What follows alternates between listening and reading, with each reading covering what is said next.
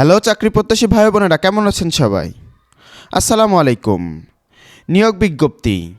বাংলাদেশ প্রাণী সম্পদ অধিদপ্তর কর্তৃক আজ এক নিয়োগ বিজ্ঞপ্তি প্রকাশ করা হয়েছে, যেখানে সর্বনিম্ন এইচএসসি পাস থাকলে আপনি আবেদন করতে পারবেন।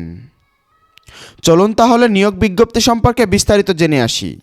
তবে বিস্তারিত জানার আগে আপনাদের সকলকে বলতে চাই, আপনারা যারা এখনও আমাদের চ্যানেলটিকে সাবস্ক্রাইব করেননি তারা চ্যানেলটিকে সাবস্ক্রাইব করে রাখুন, কারণ সকল ধরনের নিয়োগ আপডেট সবার আগে আমাদের চ্যানেলে দিয়ে থাকি। তাই কোনো ধরনের আপডেট মিস করতে না চাইলে আমাদের চ্যানেলটিকে সাবস্ক্রাইব করে বেল আইকনে ক্লিক করে রাখুন।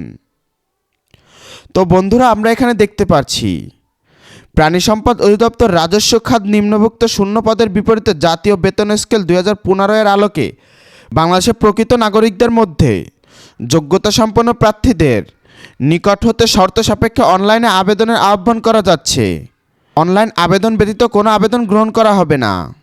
তো নিয়োগ বিজ্ঞপ্তিতে পদের নাম রয়েছে ভেটেরিনারি ফিল্ড অ্যাসিস্ট্যান্ট এবং বেতন স্কেল রয়েছে 14, যেখানে 10,200 টাকা থেকে 24,680 টাকা পর্যন্ত, এবং পদ সংখ্যা রয়েছে 483টি। আবেদন করতে যে সকল শিক্ষাগত যোগ্যতা প্রয়োজন: কোনো স্বীকৃত শিক্ষা বোর্ড হতে বিজ্ঞান বিভাগের ন্যূনতম এইচএসসি পাস অথবা তার সমমানের পাস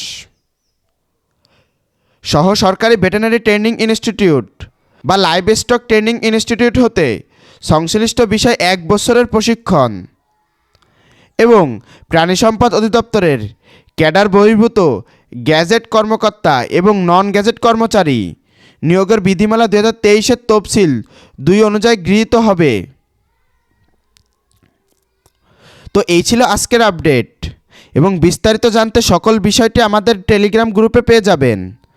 তাই যারা এখনও আমাদের টেলিগ্রাম গ্রুপে জয়েন হননি তারা এই আবেদনের সকল আপডেট পেতে টেলিগ্রাম গ্রুপটিতে জয়েন হয়ে থাকুন।